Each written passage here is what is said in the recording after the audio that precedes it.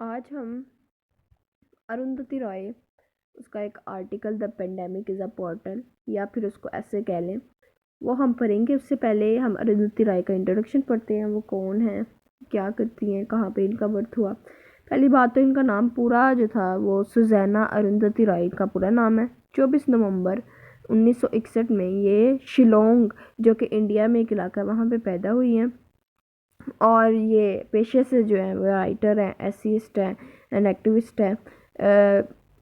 ये जो है the pandemic is a portal इनका बहुत फेमस ऐसे है जिसके अंदर ये जो है हमारी ये कोरोना वायरस को डिस्कस करती है, उसकी वजह से जितने भी मुश्किलात का सामना करना पड़ा है हिंदुओं को, ठीक है, उनके बारे में जो है वो डिस्कस करेंगी।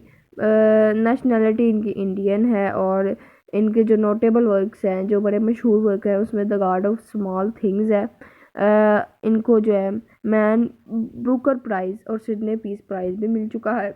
मज़ीद ये कि व्हेन शी वाज 2, जब वो 2 साल की थी, her parents divorce and she return with her mother, और वो अपने जो माँ के साथ वापस आ गई।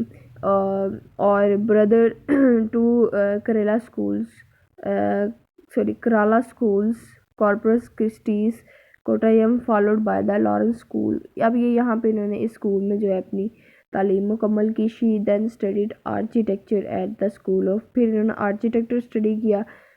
उसके बाद अरुंधति राय के कैरियर के बारे में कुछ बातचीत करें तो she wrote the screen play.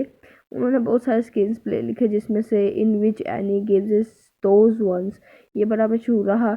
और मज़ीद ये कि इनका जो लिटरेरी कैरियर है उसके बारे में अगर बात करें तो बहुत सारी किताबें, जैसा कि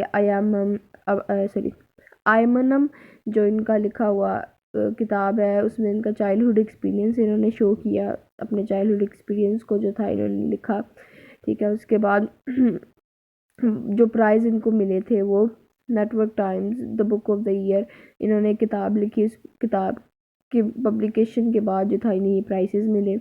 उसके बाद नेक्स्ट ये कहते हैं sacrifices made for the society.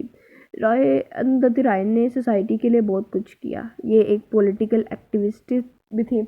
चूँकि ये एक्टिविस्ट थी तो इनकी मूवमेंट्स बहुत ज़्यादा थी। फेमिनिज़म की मूवमेंट जिसमें कश्मीर को सपोर्ट करना, वो उनके अगेंस्ट जो था उनके सपोर्ट में जो थी मूवमेंट्स थी। पहला इनका काम था Roy has devoted herself mainly to non fiction writing and political activism as well as working for the social causes. और जैसे कि इस पूरी लाइन में वो कहता है कि इन्होंने बहुत सारी नॉन फिक्शन राइटिंग्स लिखी, यानी रियलिटी बेस्ड जो था इनका लिटरेचर था जो इन्होंने प्रोड्यूस किया। उसके बाद पॉलिटिकल एक्टिविटीज़म थी, बोलती थी, पॉलिटिकल इश्यूज़ पे बात करती थी। उसके साथ साथ सोशल इश्यूज़ यानी सोसाइटी में जो जो प्रॉब्लम्स हैं उनको हाईलाइट करना, उनके बारे में जो है लोगों को आगाह करना और सपोर्ट करना। Spokesperson of the anti globalisation alter globalisation movement and vehement critic of neo imperialism and of the global policies of the United States. अब चूँकि एंटी ग्लोबलाइजेशन के ख़िलाफ़ ये बात करती थी, और उसके बाद नियो इम्पीरियलिज्म का मतलब ये जो नए तरीके का लोगों को इम्पीरियलाइज्ड करना है, लोगों को अंदरूनी तौर पे अपना गुलाम बनाना है, इस चीज़ के ख़िलाफ़ थी वो यूरोप के। चूँकि ये यूरोप का ही ज़्यादा रवैया रह चुका है कि लोग जो हैं वो यूरोप के जो है कल्चर को, लैंग्वेज को, उनके फैशंस को, उनके खाने पीने के स्टाइल्स को फॉलो करते हैं। तो ये उस चीज़ के ये खिलाफ थी और क्रिटिसाइज़ करती थी उन लोगों को।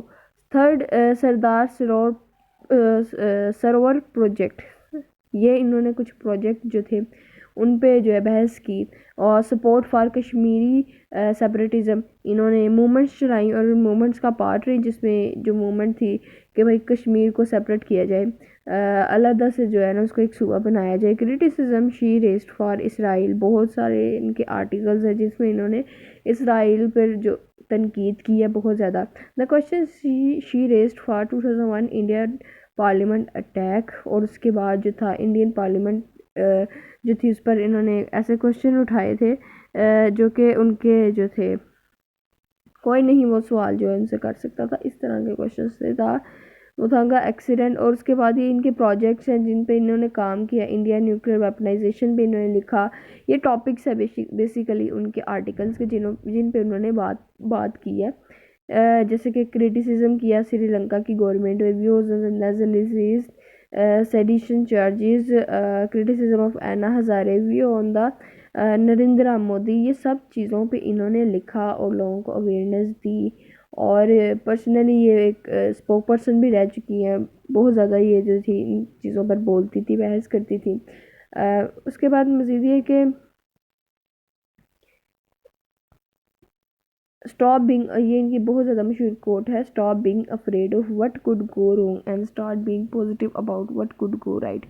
तो यहाँ से पता चल रहा है कि ये वुमेंस को सपोर्ट करती हैं और कहती हैं कि वुमेन को जो है ना बगैर डरे जो है उसको, अगर पता है कि वो किसी सही डेस्टिनेशन की तरफ जा रही है तो बगैर डरे उसको जो है ना मूव ऑन करना चाहिए, पॉजिटिव रहना चाहिए अपनी अचीवमेंट्स में।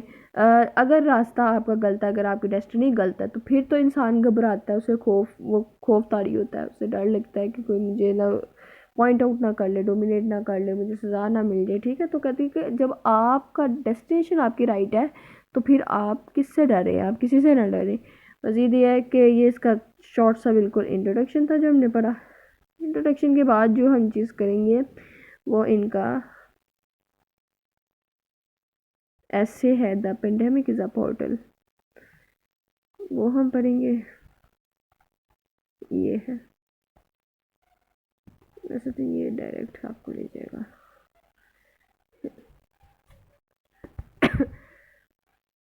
अच्छा, ये टेक्स्ट है उस ऐसे का, तो हम आज इसको थॉरली रीड करेंगे। फर्स्ट ऑफ ऑल जो ये इनके टाइटल का नेम है, उस नेम को हम ज़रा उसकी सिग्निफिकेंस क्या है हम ये जानने की कोशिश करते हैं।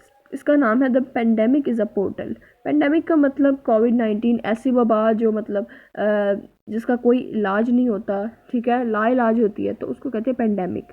तो पोर्टल, वो पोर्टल कहते हैं एक गेटवे, एक रास्ता, एक दुनिया से दूसरी दुनिया में जाने का जो कहते हैं ना रास्ता, या एक जगह से दूसरी जगह पहुंचने का जो रास्ता है उसको कहते हैं गेटवे।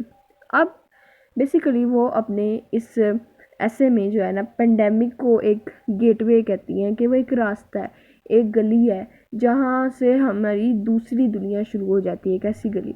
अब वो कहना ये चाह रही है कि कोविड-19 से पहले जो दुनिया थी और कोविड-19 के बाद जो दुनिया है, दोनों में काफ़ी एक दूसरे से जो था ना इख्तिलाफ था, डिफरेंस था। बहुत सारी चीज़ें जो कोविड ने हमें दी वो वाकई वो उसने हमें मैनर सिखाए, उसमें अदब सिखाया, उसमें हमें मॉरलिटी सिखाई, उसमें हमें बताया गया, कोविड-19 ने हमें बताया कि हमें किस तरह ज़िंदगी गुजारनी है, किस तरह अपनी फैमिली को टाइम देना है, किस तरह थोड़ी बहुत अपनी ज़िंदगी की खुशियों को इंजॉय करना चाहिए, हमें किस तरह डिप्रेशन से बाहर आना है। ठीक है, उन्होंने हमें इस चीज़ के बारे में गाइडेंस दी। तो अकॉर्डिंग टू अरुंधति रॉय, कोविड-19 के जो बाद की वर्ल्ड थी ना वो एक न्यू वर्ल्ड थी, जहाँ पे लोगों के जो पॉलिटिकल इकोनॉमिकल स्टैंडर्ड्स थे वो चेंज हुए, जहाँ पे जितने भी ये फाइनेंशियल क्राइसिस, ये जो इसकी वजह से डिप्रेशन एंजाइटीज़ हैं वो एकदम जो थी वो साइड पे होगी। लोग जो इतने मटीरियलिस्टिक हो चुके थे वो प्योरली रिलीजियन की तरफ जो थे वो मूव ऑन करने लग गए, क्यों? क्योंकि उनके दिलों में खौफ पैदा हो गया, वो खुदा को जो था उससे डरने लगे।